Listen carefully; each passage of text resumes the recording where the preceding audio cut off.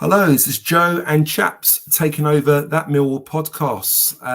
We're here today to discuss the Luton game on Tuesday night. We're going to cover that one off. And of course, we're going to talk about the Norwich game that's coming up very, very soon. And if you're on the train or in your car, hopefully you listen to this on the way up to the ground. We're all very excited and there's lots to talk about. So as I said, with myself, Joe, and of course, Chapz is here. So Chapz, how you doing? Hello, mate. Yeah, really good, thanks. It's a good time to be a Millwall fan, so it's a good time to be talking about it. So yeah, looking forward to discussing the Luton game and looking forward to the big game against Norwich. So yeah, how you doing, mate? You all good? Yeah, good, mate. I think I agree with you there. I think there's certainly a real kind of buzz in the air at the moment, isn't there? I mean, obviously, we're in a very healthy position in the league at the moment, and we kind of, I don't know about you, I almost feel like I'm kind of waiting for this bubble to burst a little bit. So I'm trying to get too excited because I'm kind of preparing for the big fall. But I think we've got to enjoy it while we can. We're in a good position at the moment.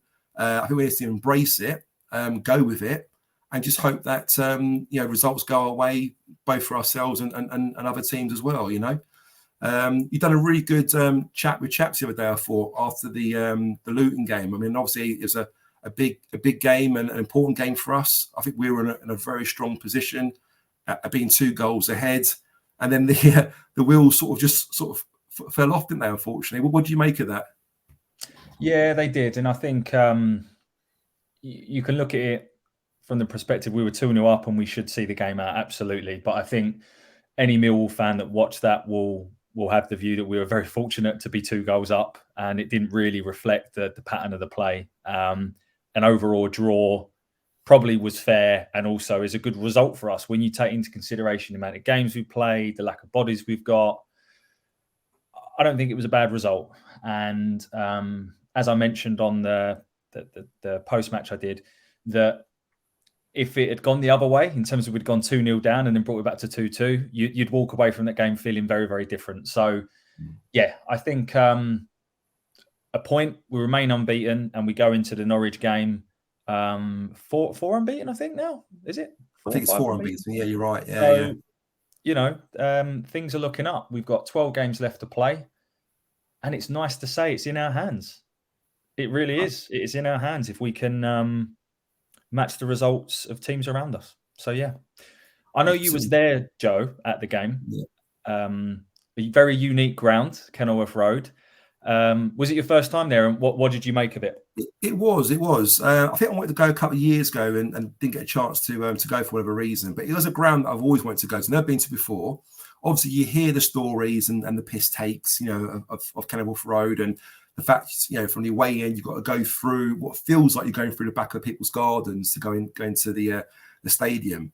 And yeah, a lot of away fans take the piss out of Luton because of it. But I think, in some ways, I think it's quite unique. I quite like that. I think for anyone that hasn't been to Kenilworth Road yet to watch Millwall away to Luton, I think you should try and do it.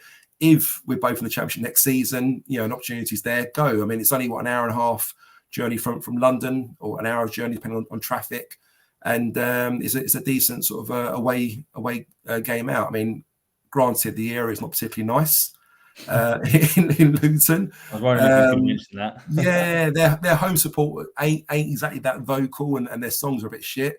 But it's an old-fashioned ground. It's got some sort of quirkiness to it, and I just really enjoyed it. And I thought it was a good little away game to go to. But going back to your point there about the performance, I don't think we played that greatly, to be honest with you. I mean, take the scoreline away. I remember the first half. I remember just feeling that it's just really, really going slowly. And normally when you go and watch a game, you pay to watch a game. You don't want the game to end, do you? You pay your money, you're there, and you want to watch your team, you want to watch Millwall, you want to enjoy it. And I tell you what, like 15, 20 minutes in, I was thinking, is it half time yet? Because we're so under the cosh. And I'm looking at the watch, thinking, fuck me, we're only like 15, 20 minutes in. Like, what the hell's going on? Time is going really slowly. And it's a shame to go and watch a game where you're kind of wishing the time to go. But that's exactly what it was. We were behind the ball, defending what felt like for 90 minutes. And we had a few little breaks here and there. And as you say, I think we were very fortunate to be 2 goals ahead. I don't think we deserve to be. And I think if you, if you're a Luton fan, you feel a bit hard done by. given the fact they played so well and knocked the ball around so well. I think we're quite lucky to come away with a point, really, you know. Yeah, I think I agree, and I do sometimes not so much at home anymore, but away from home, I do find myself sort of clock watching at times, either just because it's a bit boring or because I am, praying that we hold on to the lead like we did against Stoke. But I think, being honest, I think we wouldn't be where we are in the league if we played a different way. Our strength is our defensive solidarity and the way in which we're set up to not concede and to score the odd goal. I don't think we have the same amount of quality as any of the teams probably in the top 10, actually. So in order for us to punch above our weight, and I know certain people don't like that phrase, but when you look at finances, it's true. I think we have to play that way. And yes, it is boring. And yes, it can be frustrating. But I'd rather take the position in the table and the results we're grinding out than play really beautiful football, but be a bottom six side. Like, look at Swansea. I think Swansea are a perfect example. They play total football under Russell Martin, but ultimately their results are shite. So, I think I get it. I just think that it's one of those cases of, as fans, we sort of be careful what we wish for. 100%. I think you're right. I mean, defensively, we look really strong. I mean, I don't know how it looked to you watching it on the screen. Certainly being live, you kind of you were really behind our back four. The likes of Murray Wallace, Cooper, Cresswell, and McNamara. I think the four of them as a unit defended really, really well. And despite the barrage after barrage of the attacks coming from Luton, they seemed to deal with what was coming quite well. I mean, any shots that sort of came Long's way were kind of pot shots, a little bit, out of the area a little bit, some crosses that didn't quite get to them. And I think the four themselves sort of defended really well. I mean, Adebayo is a big unit, and I watch Cresswell, the way he was marking, he was so tight on him. And you can see the concentration, the focus on Cresswell. When that ball comes to him and Adebayo had his back to him, he's trying to turn him, try and make things happen. Cresswell was focused so much on the ball, you could see the attention he had there to kind of mark him out. And he had him in his pocket pretty much. He couldn't really sort of do much with him. McNamara on the other side, I can't remember them with the winger now on the left-hand side. Doherty. Yes, really quick guy. And about 2 or 3 times, I don't know if you remember seeing this on the screen, but he tried to put the ball around McNamara and run around and take the piss out of it. And McNamara, again, his positioning was so good. He knew what was going to happen. And he put his body in the right position. A couple of times, made some great, last ditch tackles and defended so well. I thought Murray did okay on the other side. I mean, they had that winger from Leeds. Drama, isn't it? That's the guy, yeah. And he looked really lively. He was very quick. He was up and down all day long. And I think where Luton were playing a 3-5-2 formation with their wing backs, it allowed their wing backs to really kind of push on. Yeah. Which then prevented perhaps McNamara and Murray Wallace to get forward themselves, because they knew that as soon as we lost the ball, lost position, they're going to be exploited. So it's a bit of a chess game for them at times. I did sort of feel a bit sorry for the fullbacks, but I think defensively, I think we did really well. The point I want to make here, though, Chris, is although our back four defended really well, our midfield, I don't think played that great. I mean, Shackleton looks a bit leggy. I don't know about you, how you felt that. Lenny didn't look match fit. Of course, why would he be match fit? He hasn't played many minutes. But it just showed how much we missed Saville and Mitchell. I mean, do you agree about our midfield there? What's your thoughts on that? Yeah, I think there's a couple of things there. I think we definitely missed Mitchell and Sav. And I think any team in the Championship, if you take out your two, because it's a partnership, it's not just two players, it's a partnership, right? If you take out your central midfield partnership, you're going to miss them. And I think the role that they both play, Mitchell is the glue that holds us all together and keeps the ball ticking over. He's very highly rated by other teams as well, and has got a lot of praise for that. So he's definitely missed. And then Saville, in his kind of newer role in this sort of two in midfield, plays a bit deeper, and he's a real leader, right? He's I think he's invaluable to us. So absolutely, I think we miss him. I think Shackleton had a poor first half, and I think Leonard did okay, but you're right, he did look leggy, and I think he went down with cramp a couple of times towards the end. But what I would say is Luton actually adapted their lineup slightly to play Clark more of a central midfield alongside Ruddock and Panzu, and I forget the other fella's name in the middle. So they actually played a midfield three when usually they play like sort of a Fleming type person, which I think was testimony to us that they felt that that's where the opportunity was. Do you think that's where we struggled a little bit as well? The fact we had Shackleton led against their three. I mean, had we had Saville and Mitchell, we might be able to do something about it. But do you think that was where the area of the game was kind of almost won and lost in certain aspects of it? Yeah, absolutely. But I think in reality, in the first half, they played loads of nice passing and sort of created half chances, but they didn't create too much. But I think this is the problem with the way we play. I'm sure we'll talk about the forward line in a moment, but we set up for our strength to be as I said earlier, like defensively. So you rarely see Leonard or Shackleton do something. Same with Saville in recent weeks. It's been very rare that they've influenced the game going forwards. Saville's been praised largely because of the interceptions, the tackles, the clearances. Although against Stoke, 2 tackles led to a goal. So, but you get the point there. I think they are there to break up the opposition transitions, to win the second balls. And from an attacking point of view, we largely bypass our midfield, don't we? We're quite direct now. But yeah, I mean, it really suits our players and our style, I guess, doesn't it? You could argue. It does. I think it does. And I also think it suits a 4-4-2 a little bit more, or the variation we play, because playing direct with 5 at the back, probably why it didn't work, because you've got that extra defender that you don't need. And I find it really interesting. I don't know about you, Joe, but since we've lost that extra defender, I think we've actually improved defensively, which is it's weird, isn't it? You're right, though. Yeah, absolutely. I don't know whether that's because we've got the kind of fullback area sus now. We've got a flat back 4. I think there's so many times I think we're exploited in the channels. So we had 3 at the back. If say McNamara pushed on forward or Malone pushed on forward, whoever be playing as wing back, there was times where I think we were almost a little bit all over the place, the back 3, weren't we? There'd be Cresswell out of position and Cooper out wide or whatever, and suddenly there were gaps happening. Whereas now, I just think with the flat back 4, and you saw it against Luton, we looked so resilient and so disciplined and quite structured, really. Everyone knew what their jobs were, and it just works. I think it really does suit our pattern of play, I guess. What did you make of Fleming's performance? Fleming and Bradshaw, that is, obviously on the attacking side of things. Was you happy with how they played? I mean, again, not getting many opportunities to attack, but when they did, was you kind of happy with their performance? I was. I think, given again probably how knackered they are, Bradshaw's probably still not fully fit.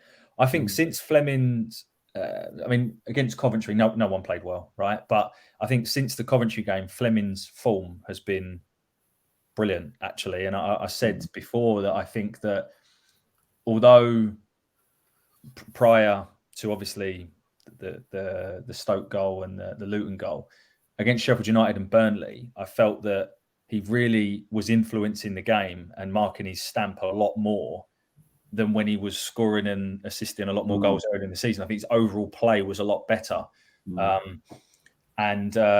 So, yeah, I'm pleased with him. And I think Bradshaw, he did what he does, right? Which is chase everything down and try and get himself in the right place at the right time. And he did for the second goal. So, I think overall I am. The only thing I worry about, Joe, and I don't know what your view on this is, can they go again? I know.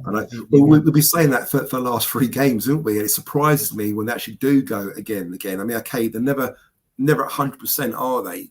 But they're starting and they're playing and they're trying and they're working hard and they're trying to do what they can. I mean, just going back very quickly to Bradshaw, what's changed? Is it his mindset? Do you think he's kind of gone away and worked on his game a little bit? Because I'm guilty. I'm sure you might remember me mentioning it in previous shows where I would be, not slagging Rowett off, but I'd be saying, why is he playing Bradshaw in his target man role, and I'm sure we'll all be thinking the same thing, because he very rarely wins a ball in the air. He very rarely holds a ball up. He gets knocked off. His touch is not great. He can't trap the ball and hold it and turn it and play it off. But the last three or four games against tough opposition, I've been really impressed with his hold-up play. I mean, he's been winning headers. I mean, you mentioned it on your chat with Chapz the other day with the goal for Fleming, because it was actually his header, wasn't it? That brilliant flick on all over to Fleming. And he's been doing that quite a lot lately. He's winning headers, and his hold-up play is good. His touch, like he'll get the ball comes to him, and sometimes it's a first-time touch out wide to Honeyman or Vogshammer, who might be playing, And something's happened there. I don't know if it's a confidence thing, or has he literally just gone away in training and worked on his game, thinking, I need to improve in this, and this is what I need to work on. And I mean, if it is the latter, fair play to him for him to actually work on his game at his age, to try and improve himself, to be able to be more adaptable in the style that suits our game at the moment. What do you make of that? It's a really, really good observation. I personally think it's probably a culmination of a few things. I think, first of all, I'm hoping this lasts, but he has been quite streaky in his career in terms of he'll go through patches of scoring goals and then he'll have a dry patch. So let's just hope we're now plain sailing on this front. But I think what you touched upon there, the confidence piece. So I think there's a couple of things there with the confidence piece, because he's had a run of games that I don't think he had last season. It was always kind of switching and swapping around, and obviously you had sort of Bennick in there as well. So I think he's had a run of games, and then I think he also knows. And I did read an interview. I can't remember where I saw it, but it was only about a month ago. He knows he is the main man now, and I think that breeds confidence in him. And I think he must be a confidence person to be such a streaky striker throughout his career. So I think confidence breeds confidence. Rowett's saying, "You're my man. You're my number 9. All our effort and faith is in you." And I think he's paying dividends. Whether or not he can keep it up for the rest of the season, don't know. But he's only 3 goals away from getting 15. And I think that at this level, that is an achievement. We've only ever had really the likes of Morrison, Darius, Henderson. I don't know whether Harris, Gregory maybe, or and Gregory that have ever got. And Bennett last year, I think he got 12. But that puts him in good company, right? And I am pleased for Bradshaw, because he seems like a proper nice bloke, and he seems to be finally getting the sort of plaudits that he deserves. But what do you think's clicked, Joe? Do you think it's the confidence thing, or do you think here is an element he's gone away? What do you think I like to think there's a bit of both.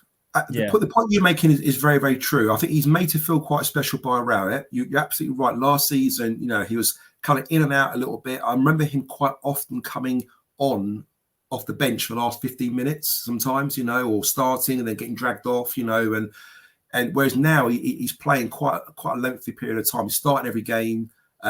He's made to feel special. I really do think he's worked on his game a little bit. I like to think he has, because like I said, something just changed there, and for me, it's really benefited him and, of course, the team as well, because, you suddenly feel there's a bit more of a link-up player there now. We can now play direct to him, knowing that he can hold the ball, he can win a header, or, it just creates opportunities for our forward players. So I want to get your opinion, chaps, on the wide areas at the moment. I mean, it seems like it's almost like an area we're sort of struggling with, but yet they're sort of doing a job.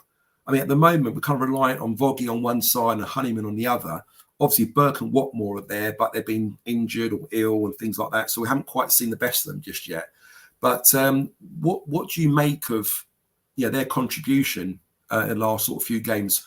All the wide players. I mean, if everyone fit, including Essay as well, who would you go for in your attacking wide players who's available? I mean, obviously Bennett's out, Bury's out, but with the 4 or 5 that are available, including the young Irish lad, I forget what his name is now, Imaku. Yes, we've got actually 6 players you could argue available, haven't we, really? Yeah. And I just want to touch on one real quick thing before I talk about that. And the if you remember last season, Bradshaw played his best football in a partnership with a Phobie. Yeah. And I wonder as well whether or not him and Fleming have Struck now he's sort of, at the end of the day, it's those two, right? And they're probably learning about each other's game a lot more. And there's no coincidence, Luton game, he sort of headed it over to Fleming. And so, maybe there's an element of that as well. So I just definitely linked it up a bit better. Absolutely, yeah. But on the forward players, so the first question is, how do I think they're doing? So I think that they're, and I'm probably referring more to Vogie here and Honeyman. I think they're doing a very good job defensively, which is a very odd thing to say for your forward players. And I think to kind of sort of preface what I will say in terms of who I would play, I think it really depends on who we are playing, because obviously we played Burnley, Luton, Sheffield United. These are games where we've probably got to keep tight and then try and play through transitions. And I think Rowett trusts Honeyman and Vogie defensively more than he does any of the others. And I think that's probably, and obviously there's been fitness issues, but I think there's a big element of that. And I said on one of my chats as well before that I actually think we're probably the best defensive forward team, or we've got the best defensive forwards in the league. Genuinely. I mean, as in working hard, as in tracking back and doing all those defensive duties. You're right, yeah.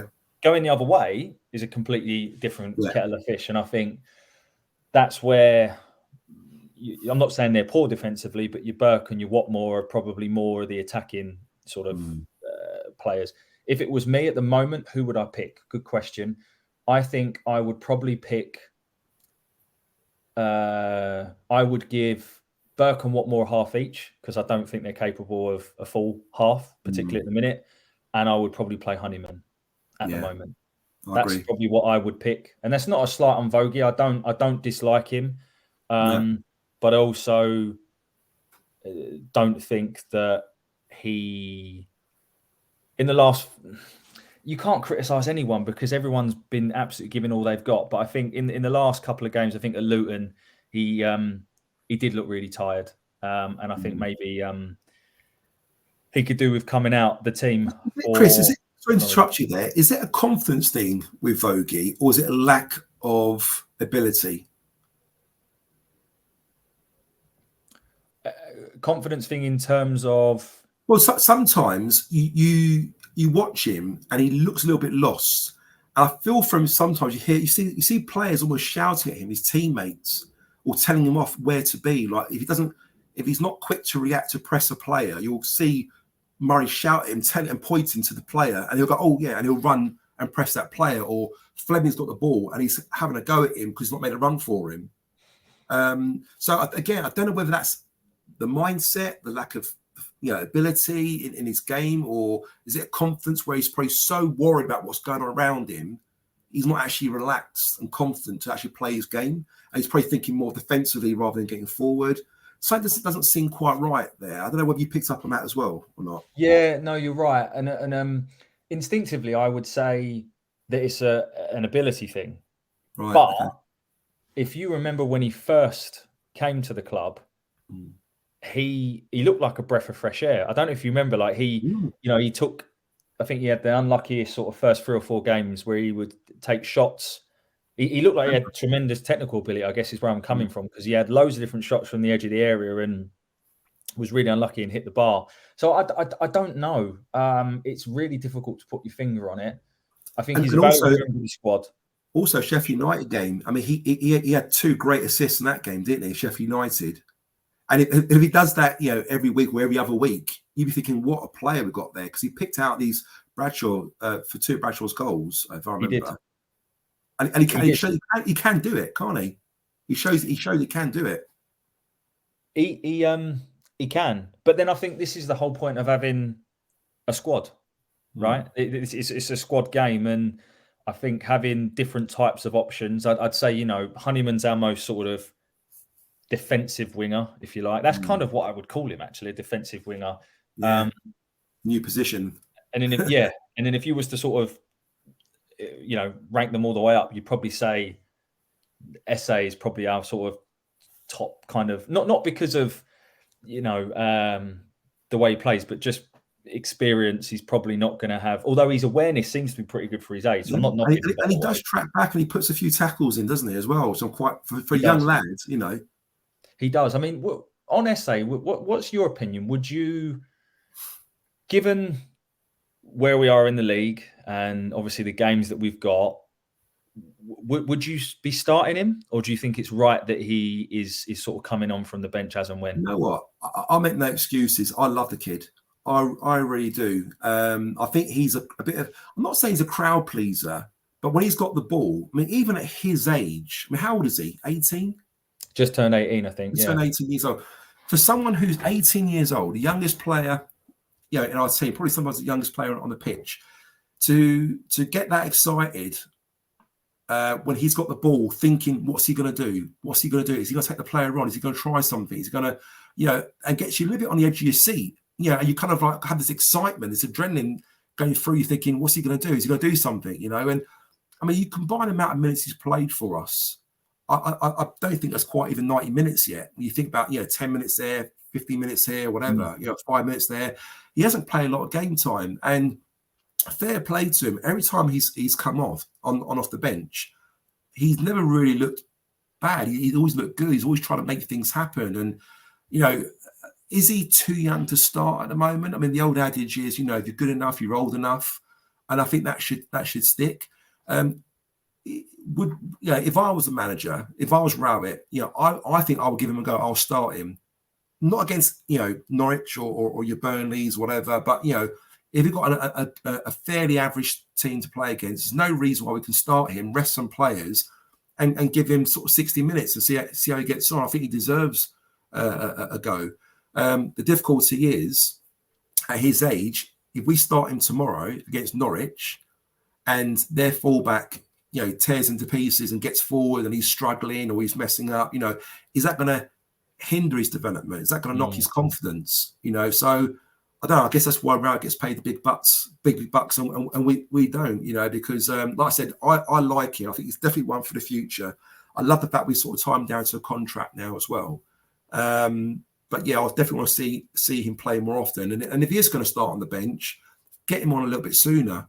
There's no point getting him on for the last 5 minutes. What can you do in the 85th minute? You've got to get him on at least at sort of 70 and give him a 20-minute or 25-minute run out. I mean, what's your thoughts on this, Yeah, I agree. And when he sort of got brought up to the first team squad, he kind of almost bypassed the 21s. Yeah. And you're then thinking he's got to have something about him, because the only player that I can remember in recent memory that happened to was Lovelace last season. But that was for a very different reason that he was brought up to the first team squad. That was even then, chaps, Lovelace didn't make an impact like Esse has. Okay, Esse hasn't scored yet or got any assists or anything, but then neither has Lovelace. But when you think what Lovelace did, I mean, I know he was a bit younger than Esse, but apart from running around and trying his best, he didn't really do much. But the point I'm making is Esse shows quality. I mean, the way he plays with the ball, with the sole of his feet, he does little step overs and going past players and dropping the shoulder and making things happen. And, it's a credit to the young man, isn't it? I just feel that, maybe he deserves a bit more game time. And I agree. And I think that he's being managed well at the moment, actually. I think it'd be interesting if it's 70 minutes and we're 1-0 down against Norwich, he's got to come on, right? Obviously, the difference is at the moment we've been in the lead. So in terms of your changes that you want to make, it's very different. I think for me, he's the perfect game for him to start is a midweek game against a team, a lower team. Yeah. Because midweek, we all know the crowds are not the best. The people there, the atmosphere is never the best because of that reason. He's the perfect player to get people off your seats, as you just said, Joe, to really sort of create a bit of momentum and atmosphere in some of these games that are a little bit low on that. And why not? I think we've got a couple of, I think we've got 1 or 2 midweek home games left before the end of the season. I'm sure we have. Yeah. Perfect opportunity. Give him a go. And why not? I think as you said, if you're good enough, you're old enough, and he certainly looks that. And one thing you mentioned, Joe, is it's great that we've got him tied down to a contract, because you don't want to be in a position where we can lose someone like that for exactly. pittance. No, absolutely. So I think we sort of covered off the Luton game and the current crop of players at the moment. And we're kind of hitting the halfway part of the show. So I guess the only thing we could do now really is sort of look forward to the Norwich game, which is coming thick and fast as they all are at the moment, it seems, doesn't it? And how are you looking at this one? Are you looking at it with excitement, with sort of nervousness, or a bit of both at the moment? What's your kind of your thinking? How do you feel about it at the moment? I'm usually quite pessimistic with my sort of previews. So it's kind of like what you said at the start of the show, Joe. I'm kind of waiting for the wheels to fall off. I know that's horrible, but we're Millwall, we're used to it, right? And I just got a feeling it might be just one game too many in the period of time we've got. The bodies we've got. Norwich didn't play in the week. They've got a huge squad. Since Wagner's come in, their form's been pretty good.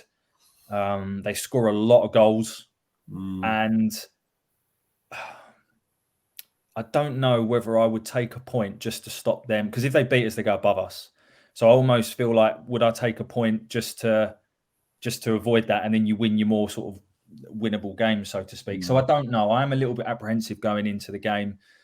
And it'd be interesting to see what bodies we have available. But yeah, that's my take on it. But I'm a pessimist. So, Joe, what do you think of the chances we've got against Norwich?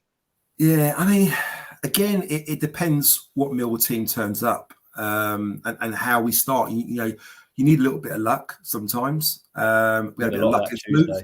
We had a lot of luck against Tuesday. Has our luck run out now? I don't know. But again, go back to your point there. Norwich had a week off. They're going to be rested. I think Pookie's missed a few games recently. I think he's potentially back tomorrow against us, which would be great for Norwich, not great for us. Although, to be fair, Pookie hasn't scored as many goals this season as he has in previous seasons. No. They are playing more attacking football now with Wagner as a manager. I think that's one of the frustrations that Norwich fans had previously, that their old manager was too defensive-minded, didn't get the best out of the players. And we look at the players they've got now, like Nunes and Marquinhos, I think, from Arsenal. And you've got some really good flair attacking players. Don't forget Max Aarons, who's a Premiership player, the right back, who I really like. I'm surprised he's still there. I haven't sold him yet. But the style of football they're playing suits them now. It suits the players, and they're playing with confidence. And like you say, they're scoring goals as well. I read a stat the other day, actually. Do you know Norwich have got the highest wage players in the Championship? I'm not quite sure what the correct wording of that, but they basically their players, the wage bill is the highest in the Championship. I'm guessing ours are sort of like near the bottom somewhere. So again, it kind of puts things in perspective once again where we are and the challenge we have ahead against a very, very good Norwich side who really should be pushing for automatic promotion. So can the boys do it again? Can they pull up their socks and go one more time and give it their all and try and get something out of it? I think I agree with you, although a win will be absolutely amazing. What we can't do is lose. I think if we lose, we suddenly allow Norwich to get into that playoff spot. If we win, we pull away from them a little bit, don't we? And we kind of, I think West Brom are losing. Last time you checked, were they losing 2-0 to Hull at the time? They were losing 2-0 last time I checked, and it is now finished. So Hull have beaten West Brom by 2-0. So I think we're now 6 points ahead of West Brom. Thank you, Hull. Done us a massive favour there. Yeah. So if we get a draw against Norwich, that just keeps us slightly ahead of them by 2 points, I think. But again, if we lose, they then go above us, and it makes the running a little bit harder for us going forward. Of course, what do you make of their players? I mean, you're very, very good. Your knowledge is very good on other teams' players. And who are the standout players for you? Who are the ones that you've been impressed with, and you feel that have the ones to watch? I guess for tomorrow. I say tomorrow, it'd be today because hopefully we'll be watching it while we're on the way to the ground, didn't we? Listen to this podcast. Hopefully everyone's enjoying the show if you're listening to it at the moment. Yeah. Yes. So I think, as you kind of pointed out, Norwich have got a huge wage bill and a big squad and some big names. I think, the likes of Pookie and Sargent at this level are really good. Sargent's goals have dried up a bit, but he is a very good player. I think he scored both goals against us when they beat us. He was a real form in our side, wasn't he, that game? I remember he had McNamara on the floor, and he was really good. To be fair, the players that have impressed me though the most is probably the players that play sort of behind the front man, which is the likes of, you've already mentioned them, but Mark Renos, obviously from Arsenal, Nunes, Sara, and McLean has also come into the team more recently. And is he a youngster? Is he one of their youth players, McLean? No, he's been there a while, but he's been in and out of the team over the last couple of years, and he's sort of now got a run of games. And I'm going to be honest, I've never really rated him, but he's looked really good in the role that he's playing in that team at the moment. And so they've got a lot of good attacking flair players. I think any Norwich fans listening to this will probably admit that they can be got at defensively. I don't think they're that strong. I don't like and have never rated Grant Hanley. I don't like him at all. Me neither. He's sort of player. I think if we had him, I wouldn't want him. I'd much rather have Hutchinson over him, or he just seems 100%. Like the way. 100%, and their fullbacks also. Norwich fans love him, don't they? Norwich fans absolutely love him. They think he's doing a great job. I mean, I think he struggled in the Premiership, but whenever he's played in the Championship, they seem to really, really like him, don't they? But that's Norwich all over, right? They struggle in the Premiership, and they're usually too good for the Championship, but it's just not worked out this season. So, look, they're a good side.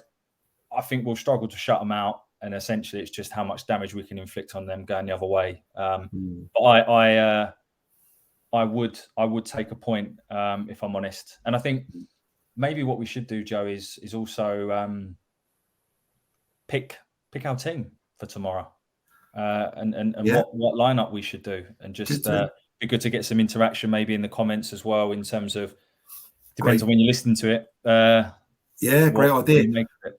Before we do that, Chapz, we've got a video, haven't we, from a Norwich fan, Steve, who's been on the show previously, when we talked about the what it takes to get into the Premier League, and he was very good last time on the show, and unfortunately couldn't be on the show today. He had other plans with his family, but he was very kind to send us a recording, wasn't he? So I'm going to play that for our fans now to listen to, and perhaps we could comment on his recording. So here we go. I'm going to play it now. Yep. Hi, mate. Sorry I can't be with you tonight, but I think it'll be an interesting chat you have about the game tomorrow. Just to give you my thoughts on the game, I think it'll be a difficult one for us. No one ever likes going to the Den. I don't think anyone's ever confident of coming away with 3 points. To be honest, I'd be very, very happy if we could just take a point tomorrow. Certainly don't want to be conceding points considering where both our respective teams are in the playoff hunt. I think, obviously you've got Fleming and Bradshaw that are going to pose a serious threat to us, but I'm quite pleased that Mitchell won't be playing. That, we'll have to see what effect that has on your team. We've been playing fairly well at the moment. I think McLean's really come into his own recently in the kind of new midfield role that he's taken on, and I think we've obviously got some goal scoring threats of our own. It's nice to see Sara contributing from the midfield. He's coming into our own. Nunes has started having some good games again after being off the boil. And Pookie hopefully will be back after his injury as well, and maybe after a little bit of respite. So I think, going forward, it's going to be an interesting one. I think a draw would be a fair reflection of where both teams are at the moment, but I'm hoping that we can go and do the business and come away with 3 points, because we desperately need it. So, enjoy the game tomorrow, but hopefully not too much.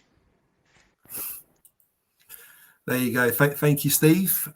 Interesting comments there, Chapz, from Steve. And one of the things I picked up on there about you was their satisfaction almost and relief that interesting that Billy Mitchell's not playing. So the point you made earlier in the show is very, very true. I think a lot of fans are sort of taking notice, other teams are taking notice of Billy Mitchell, and they realise how influential he's been for us this season, and perhaps him not being there seems to be something, not quite sort of, right in the Millwall team. Maybe they're going to look at that as a way of trying to exploit our midfield. What's your thoughts on Steve's message? Yeah, isn't it nice though when you hear other teams, especially club of Norwich size, sort of happy that certain players of ours aren't in the team. I think that's just testimony to how far we've come. Yeah, I really like that. I think I've often after games, I sort of look at some of the forums and see if any of our players, sort of have sparked an eye. And other than Fleming, obvious one, Mitchell is the only other one really that has sort of caught the eye this season of that's teams, interesting, which is great. And obviously Steve's message there backs it up. But I think look, let's settle on a point then, Steve, because let's settle on a point now. Let's not play the game. Let's just agree on a point. Yeah, everyone's happy. Yeah, everyone goes home happy. And but yeah, no, look, I think they're seeing it as a good opportunity to close the gap. We're seeing it as an opportunity to not let them do that, and to see if we can push on further. And the players that you mentioned there all make sense. I'm not sure if both Sargent and Pookie will be fit tomorrow, which may or may not do us a favour. So let's see. The only thing I would say about Norwich is majority of their players in forward areas are what I would describe as sort of, I don't know, pretty players. The sort of players that may not be up for coming down the den, getting stuck in and sort of doing the ugly side of the game. So if we can impose that on them and do that quite early doors, it's a big ask, given probably how knackered some of the players are. I know Rowett's come out today and said he's not concerned about fitness levels. But yeah, I think it's up to us to set the tone, Joe. But what did you make of Steve's message, and has that changed your confidence levels going into the game? Yes and no. Again, I mean, he's taking notice of Fleming and Bradshaw. And I think most teams at the moment will look at these two players thinking, right, these are the dangers. Fleming scored 10. Bradshaw's got, what, 12 now, is he? Or was it 13? 12 each. 12 each, have they? Oh, right, wow. So you look at those two, and they are leading goal scorers. And naturally, they're going to be players that your opposition team are going to be looking at as a bit of a kind of, concern or worry. Lovely, compliment paid there about Billy Mitchell. And you're right, it's nice to see other teams taking notes of him, Not too much though, Joe, eh? Not too much. No, exactly. Yeah, we want him there for a bit longer if we can help it. But he's right, and I think you're right in the point that not having Billy Mitchell at the moment is not helping us. I think we do seem to lack a little bit of bite in midfield. I mean, Saville's been great, without Billy Mitchell in the games he has played, but we do seem to lack that kind of still in midfield. I think someone who kind of reads situations, intercepts passes, gets on the ball. He could often twist and turn, and his passing's really improved. I mean, I remember not too long ago, people were slagging him off for not passing the ball forward, but I've seen him put some lovely through balls in attacking play areas. Sometimes, we've put through balls into McNamara or Honeyman or, in those kind of right wing areas.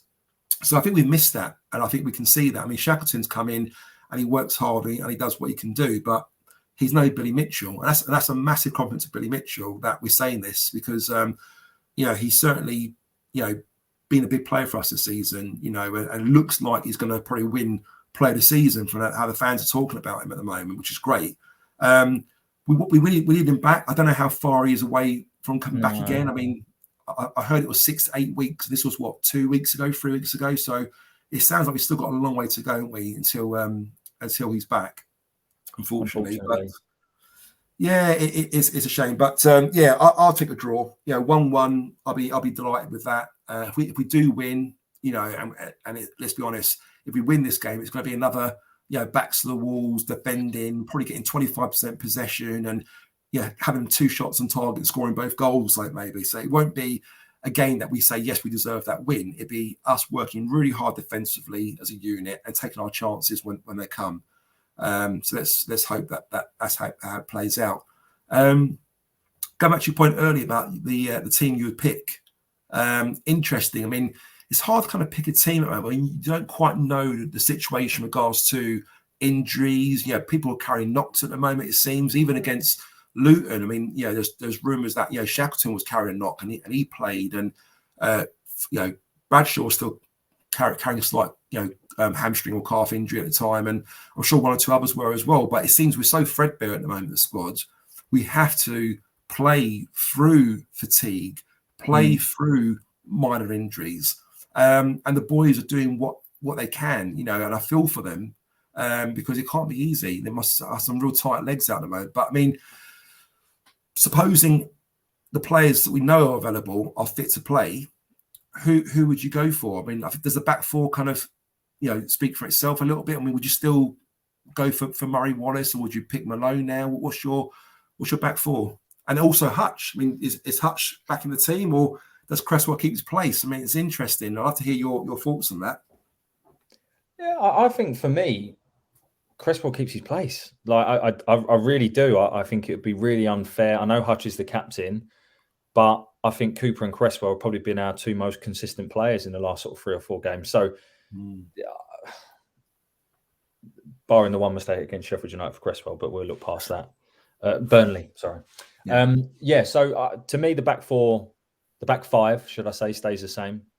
I think few people sort of blame George Long for the second goal the other night, but I disagree. Actually, I think he didn't do anything wrong in that game.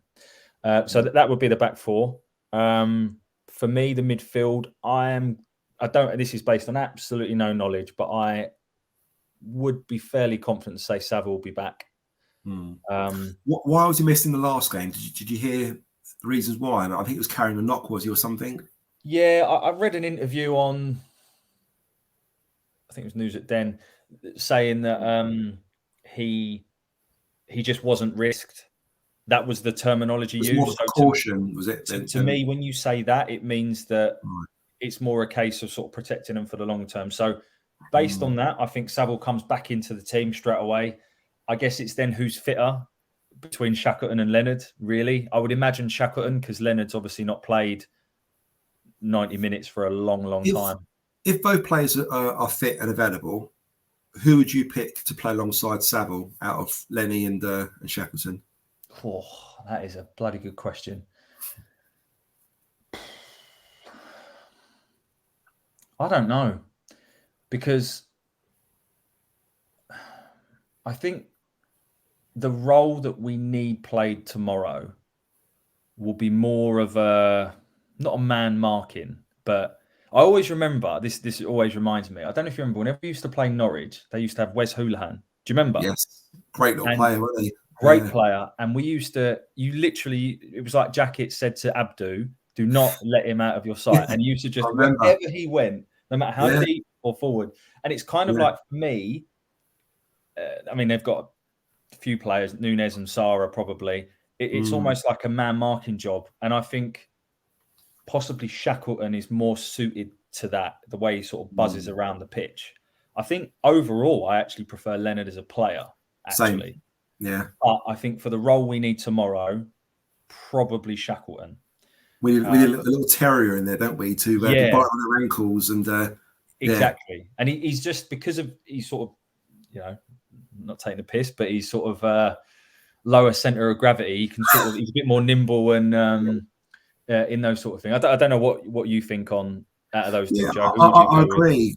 I can see the qualities that Leonard gives us in that central midfield position, and there were moments in the game at Luton where he looked quite good on the ball and looked quite composed and quite controlling and can dictate the play sometimes. He's quite calm on the ball, and he's strong. He's a a bit of a unit himself. And again, you mentioned Shackleton being quite small, but I agree with you. I think in this particular game, we're going to be on the back foot quite a bit. The likes of Nunes and all these players are going to be sort of making these little runs and getting on the ball and dribbling and doing things. We need someone who's going to be quick enough to sort of run with him, stick with him and close him down and not give him any room. And I think, having someone like, Big Shaq's in midfield I think that's going to be the best sort of partnership with Saville in order for us to hopefully shut them out, but also then get on the front foot again and hopefully try and counter them with some attacking play. Yeah, and I think, let's be honest, the likelihood is if it is those two that start, Leonard will be on the pitch at some stage anyway, right? Yeah, I agree. So, which now brings us to our attacking three players. Are we suggesting that Fleming is a given in the central attacking role, number 10? I think so. So my next question, what's coming. Who's going to play on that left side? Who's going to play on that right side? Who do you go for? So I would go for Honeyman. On the right or left? Right. I don't think it. I think these probably will interchange, but yeah, on the right, I suppose. Okay. And then on the left. Bear in mind, Max Aarons does love getting forward. He's very athletic, very quick, very clever player. Unlike some fullbacks, he can get forward and he has got end product. I mean, he's very good at getting assists and he's even good at scoring goals sometimes. So, as much as I hate to admit it, do you think Garrett will then go with Voggy to the point you mentioned earlier in the show for his defensive duties in order to kind of track back and work hard and stick with Max Aarons and perhaps give Murray Wallace a hand down that left side? Or do you think we should just go for it with a home team? Let's get on the front foot. Let's give Max Aarons something to worry about, and maybe stick an Ollie Burke or a Watmore there. What's your thinking? What's your thinking there? I mean, before you mentioned that, I was kind of thinking one defensive, one attacking, sort of in terms of wingers. Yeah. So I was going to kind of play Honeyman and then probably a Watmore or whatever. But now I thought about it, I forget the fella's name. I think they've got two left backs, Norwich. One of them's a Greek fella, and I forget the other one's name. But the other guy was not an Irish. Was he an Irish lad? I think they're from Leeds, didn't they? Whoever it is, his form's been awful, and it's an opportunity. I guess it's what I'm saying. It's an opportunity for us to exploit. So maybe you want your defensive workhorse on the left-hand side to stop Aaron's getting forwards, and then you want your sort of attacking player on the right-hand side. Now, whether or not we have to be so rigid to say, therefore, it has to be Burke if it's on the right-hand side or not, I don't know. But I'd probably pick Honeyman and then either Burke or Watmore, if I'm honest. To your point there, Chris, could Honeyman therefore play on that left side, do that sort of defensive job in keeping an eye on Max Aarons? And then the left back, I think you're right there. His name is it Giannolis? Oh, Giannolis. Giannolis. And therefore, if he's the less of a threat of the two fullbacks, do you then go for Burke on that right side and try and get him to attack their left back? And to the point you made earlier, you then got the balance of the defensive winger and the attack-minded winger. Would that work? I think so. But knowing Gareth Rowett, he'll probably go for two defensive wingers, won't he? Let's be honest, mate. If Honeyman and Voggy are both fit, we know who's playing. So, I do think their left back's an opportunity to exploit, because I think the other fellas have just looked him up, Sorensen. So they either had the Giannulis, the Greek fella, or Sorensen, and neither of them have been particularly good. And they sort of keep interchanging between the two. So it does give us an opportunity. I rate Ben Gibson, who's one of their centre halves. I don't rate Grant Hanley, so that gives us an opportunity as well. So. Yeah, I guess that only leaves. What do you agree? Would you go with, what? Include the central striking position. What three would you go with if you had to pick right now? It's interesting because I'm trying not to think of Rowett as Rowett would think, because, like I said, as you said, he will go with Voggy and Honeyman, because that's what he's gone for the last sort of couple of games, and he seems to like that kind of balance of having defensive-minded wingers. I just think, we're at home to Norwich. Yes, Norwich are a good side. Yes, they've got a very, high wage, player ability, you know, and we know what they can do. But let's be honest, the league table doesn't lie. They're where they are for a reason. I mean, I know that their form's changed more recently with Wagner, but they're not a Burnley, they're not a Sheffield United, they're not a Middlesbrough. No. So should we be fearing them? We're the home team. You know, and from what I've read in the news earlier, we've got a full sold-out stadium at the Den, which I think the first time that's ever happened, isn't it? I mean, the fact that Norwich got 3,000 fans, I believe, on the whole way end today, and Millwall sold out. I think there's a message went out earlier by the Millwall official website saying that we had like 500 tickets left, and telling fans to buy them now before they all go. So with that atmosphere, being the home team, surely you will give yourself a chance and go for it and put them on the back foot a little bit. But I agree. I think you've got to play at least Honeyman or Vogsammer for that defensive duty. But I wouldn't play both. No, I think I'll play Honeyman on that left side to keep an eye on Max Aaron because he's a danger man. Although he's a fullback, he is their danger man in getting forward. And then maybe put Ollie Burke on that right side, and then maybe bring Watmore on, like say second half if Burke runs his legs off, which we know, both players can't fulfil, longer than sort of 60, 70 minutes, unfortunately, if that, that would probably be my chosen, attacking three. Answer to your question. Agree, and I think that Burke will definitely give whoever plays at their left back something to worry about, won't he? Right, and send them back in the other direction. And I think if I'm Rowett, that is where I'm targeting the area of weakness. And I think they're not a particularly big side either. So I think set pieces could be really important for us again. In that game. So they're going to be the two areas I think we can target. And it's just a case of whether we can stop them doing the opposite to us. Would you? It's almost by default, but I guess that means Bradshaw starts, right? I think so. I mean, you wish you had another player available to play up front to give Bradshaw a rest, but also be effective. We've seen him do it in the past in recent games by playing Vogsammer up there and giving Bradshaw a bit of a rest. But yes, Vogsammer tries and he huffs and puffs, but he hasn't quite got that presence.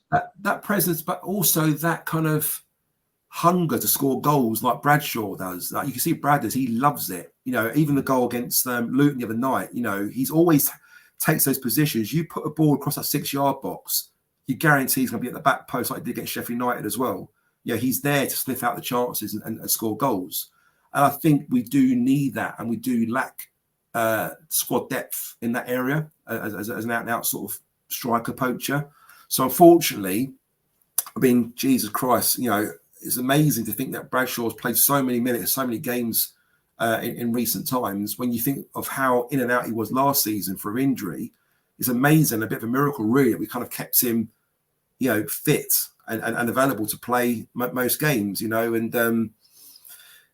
mean, if there was a game to rest him, I wouldn't rest him in this one against Norwich. I think we might just get one chance or two chances if we're lucky, and we need him to be there to score them, and perhaps we can rest him in the games, like you said before, that are probably not so sort of competitive, with the lower league teams maybe. But I think if Bradders is fit, Bradders starts for me, and I think that's our team. I think we both agree on that, and let's hope that Gary Wright doesn't throw any curveballs or change to a 5 at the back, or I don't know, plays players in different positions. That doesn't make sense. So I don't think he will. I think he's quite settled now. I think he knows our strengths. He knows what we need to do, how we can play against these sides. And let's be honest, he's done well so far in the last 4 games. I mean, there's 4 big games we played in. We've taken, is it 8 points out of 12? 2 wins, 2 draws. Is that right?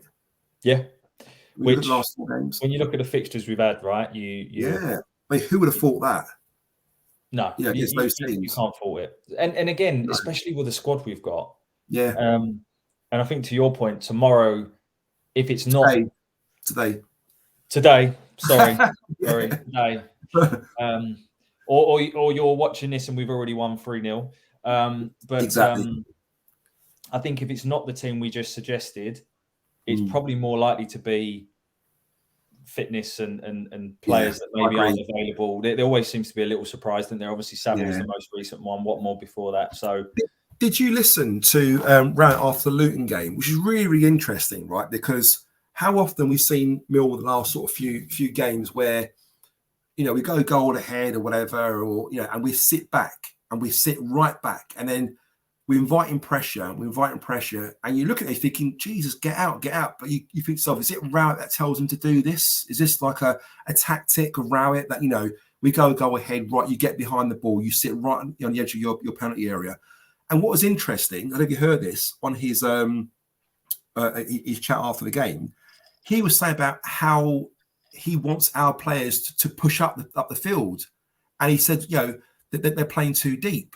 And he's been telling them, get up, get forward, get on the front foot, play some football. And he said to their defence, the only thing it could be is just down to tiredness. Yeah.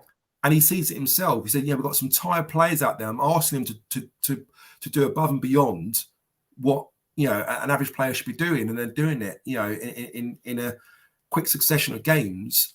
And he said it's just tiredness. And he can't blame them. And I think that's what it is. It's partly to do with mindset, but also fatigue. In that, you know, if we get a goal ahead, the first thing we're doing is, right, let's defend this. And they think it's easier to conserve energy and just sit back and let the other teams attack them and try and, you know, counter or try and get a free kick to try and get up the field. But they haven't quite got the legs or the energy or the desire to play on the front foot. And that was really interesting because I said for a few weeks now, I've been blaming Rowett in my head, thinking, what's he doing? He's too defensively. Typical Rowett, he's telling our players to get back and defend, but he isn't. He's telling them to push up. But what can you do when you're that knackered, you know? Yeah, exactly. I mean, it's just, you know, people forget that footballers, they're still humans, right? They're still going to get not robots and machines, yeah. And I think at the minute I sit quite near the dugout, and you can hear him every game. Push up, get up, push up, get up. Coops, tell him to get up. Coops, tell him to get up. You can hear it, and it isn't him. But I also think it's representative of, you know, just like if we were 1-0 down in a game and there's 10, 15 minutes to go or whatever, you would expect us to be on top, right? It's like, because we should be trying to have a go. So I think it's just also representative of teams they need to win. They're going to come at you, you know, they're not going to sort of sit in and try and play on the break. So, yeah, what I will say, though, is, and this could spark a whole nother debate, so maybe I won't go too deep into it, but I think he made the wrong subs on Tuesday. Yeah. Regardless of who was fit to come and who wasn't, I still think the change of shape was right. Exactly. I think that was right. There's a couple of areas there, and also the timing of the sub, because with the pressure. I mean, I'm not a championship manager, but you watching the game, you see what's going on. You've seen the pressure that Luton are putting on us, and you've seen how high their back line was. You're looking at it thinking, you know what? Get Burke on, get him on now, get some pace, you know, to counter it. And rather than soak up the pressure and try and grind out, you know, a 2-1 win at the time, let's go for it. Let's score a third goal. Let's kill them off. Give them something to think about. Yeah, but he didn't have that mindset, did he? He left it so late. And you can see the players were very, very tired. I mean, not be funny, but Esse was there. Esse was warming up. You know, put Esse on. You know, get Burke and Esse on. Because, you know, if Esse gets that ball, or Burke gets that ball, an opportunity to counter, they're going to go for it. And when they've got that much space behind their back line, they're going to exploit it. But again, it wasn't his mentality. His mentality was, you know what, let's put George Evans in, let's soak up the pressure, let's get Hutch in, let's go 5 at the back and just try and see it out. But by doing that, you're just inviting more and more pressure. I mean, if you're a Luton player, you're looking at that, you think, this is great. Let's just pile forward now, shall we? You know? And that's exactly what happened. That's how they scored, didn't they? Yeah, and you can almost forgive him, right? Because of how he's got many things right recently, right? So you give him, just because we're saying he's made a mistake, it doesn't mean that we're saying he's a bad manager, right? No. And I think people need to be able to detach the two. Absolutely.